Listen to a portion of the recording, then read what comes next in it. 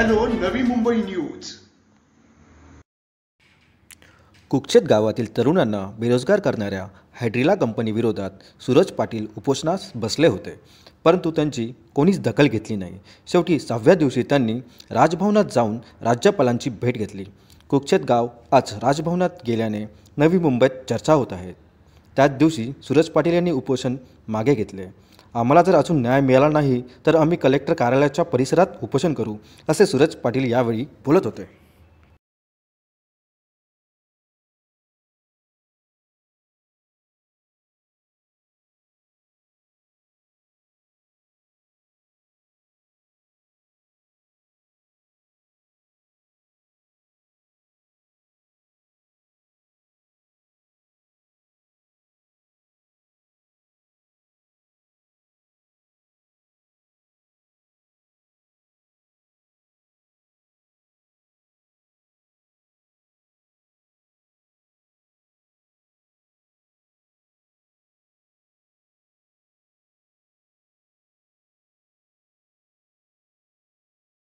Hydrilla management के खिलाफ छेड़ी गई जंग कहीं न कहीं अब अस्तित्व की लड़ाई बन चुकी है कुक्षेत गांव के लिए।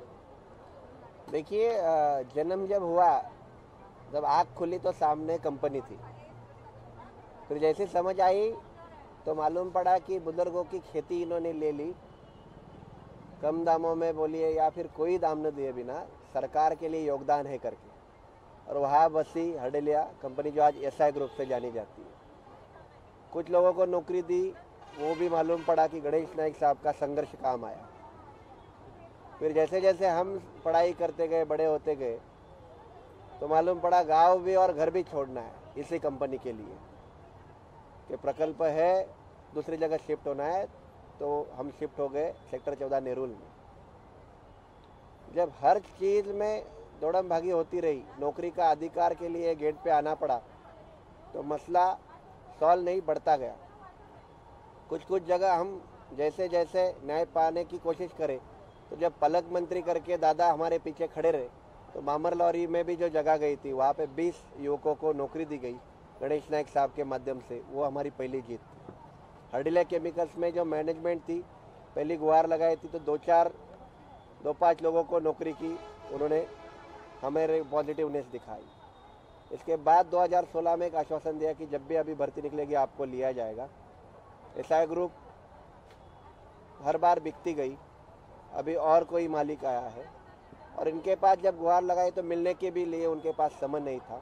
तो निश्चित तौर पे हम लड़वैये हैं, लड़ाई करना जन्म से हमें मालूम है, संघर्ष हमारे पीछे हमारे नसीब में लिखा हुआ है। तो निश्चित तौर पे कुक्षेत ग्रामस्थ का संघर्ष मेरा खुद का संघर्ष है। और आज मैं शुक्रिया करूंगा गणेश नाइक साहब का कि जिन्होंने मेरी आवाज़ दिल्ली तक पहुंचाई। दिल्ली सेंट्रल से यहाँ पे लोग पूछताछ करने के लिए आए। राज्यपाल जी के पास कुक्षेत इतना सा छोटा गांव है, कहा जाए तो ये तो आपके गांव का मसला है ऐसा बोल सकते थे, पर गणेश नाइक साहब का दिल बड़ा है।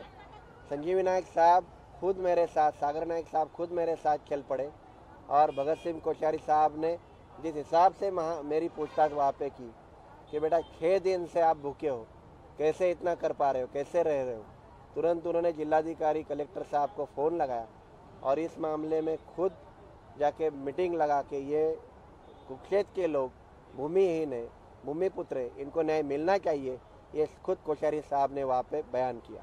आज मुझे आनंद है कि यहाँ पे राज्य शासन का कोई नहीं पहुँचा, पर मेरे नेता मेरे पीछे डट के खड़े, और उससे ज़्यादा खुशी ये है कि मेरे गांव का हर एक इंसान मेरे साथ लड़ाई में उसी ठाम से विश्वास से मेरे साथ खड़ा है। तो ये जीत कुक्षेत गांव वालों की है। ये लड़ाई जैसे आपने प्रांत साहब को अभी बोला, तो न्याय तो हम लेंगे, क्योंकि एक दिन में नौकरी नहीं मिलती, ये तो हमेशा चलने वाला ये है। तो आज यहाँ लड़ाई ख़त्म नहीं हुई, हमने स्थगित की है, और ये मैनेजमेंट को उनकी जगह दिखा के हम हमारा अधिकार लेंगे ही लेंगे, नहीं तो हम कलेक्टर साहब को बोल ही चुके हैं कि अगला फिर दरवाज़ा आपका है। सूरज पाटिल साहब, ये जिस प्रकार से एसआई ग्रुप ने अपनी मनमानी दिखाई, थाने कलेक्टर ऑफिस से कोई यहाँ पर फटकने नहीं आया, इस बात का आप कितना कड़े शब्दों में निंदा करना चाहेंगे? क्या इस पर राजनीति की गई है? मैं खुलेआम बोलूँगा, क्योंकि मैं विक्टिम हूँ कि अगर मैं 3 तारीख को जिलाधिकारी साहब को लेटर देता हूँ और आज 24 तारीख राज्यपाल साहब बोलते तब ये लोग आते, निश्चित तौर पे ये शुक्राचार्य कोई है। क्योंकि अगर महाराष्ट्र सरकार के मुख्यमंत्री बोलते कि हम मराठी मानुस के पीछे, हम भूमिपुत्रों के साथ है, तो नहीं है ये बरकरार। यहाँ पे ये झूठा करार मुझे दिखाई दे रहा है। अगर ये मराठी मानुस और भूमिपुत्र के साथ होते तो इनका तलाटी तो आता था, इनका जिलाधिकारी कार्यालय से कोई आता था। मेरे ख्याल से जब मेरा मैयत यहाँ से उठता था तब पंचनामा करने के लिए शायद आते थे। आज मैं वही बार बार दोहराता हूँ कि गणेश नाइक साहब तब भी हमारे विघ्नहर्ता बने थे और आज भी गणेश नाइक साहब हमारे विघ्नहर्ता बने हैं। ये सरकार ने हमारे लिए कुछ नहीं किया है, ना ही कुछ करेगी। भूमिपुत्र विरोधी ये सरकार आप मानते हैं? और जिस प्रकार से अभी जो अधिकारी आए थे उन्होंने बयान दिया कि हमको तो आज जाके पता चला, इस बयान का कितने बड़े शब्दों में निंदा करें? हमारा दुर्भाग्य है कि जब अधिकारी ऐसे अपने मुंह से बोलते हैं तो निश्चित तौर पे ये इस अधिकारी की फेलरपन नहीं है, ये सरकार की फेलरपन है। ये सरकार सोई हुई सरकार है। ये सरकार जगाने के लिए, देखिए हर एक का समय आता है, हर एक का वक्त आता है। वो सुवर्ण पल थे, गोल्डन हावर्स, जब गणेश नाइक साहब पालक मंत्री थे तो अपनों की नहीं तो वो अपोजिशन वाले के भी उतने ही सुनते थे। जनता दरबार उसका एग्जाम्पल है। और यहाँ पे पालक मंत्री तो छोड़ो, यहाँ पे मुख्यमंत्री छोड़ो, सादा यहाँ का कोई अधिकारी भी हमारे सुनने के लिए नहीं आ रहा है।